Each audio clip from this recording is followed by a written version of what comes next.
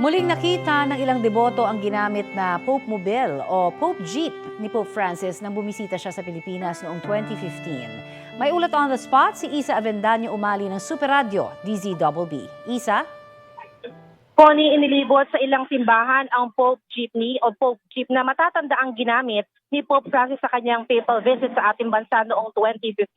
Kabilang sa pinuntahan nito ngayong umaga ay ang Basilica Menor at Pambansang Dambana ni Jesus Nazareno o yung Quiapo Church dito sa lungsod ng Maynila.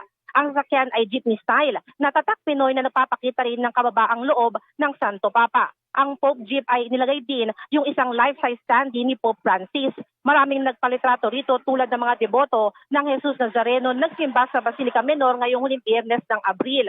Ayon kay Emil Lorenzo ng Armored Transport Trust Incorporated, hiniling ng mga simbahan na mailibot ang Pope Jeep kasunod ng pagpanaw ni Pope Francis. Piniserba at inalagaan nila ang Pope Jeep dahil parte na ito ng ating kasaysayan at sinakyan ng Santo Papa. Nabatid na ang Pope Jeep ay dadalhin sa San Antonio Parish Church sa Makati City. Connie? Maraming salamat, Isa Avendaño Umali ng Super Radio, DZBB.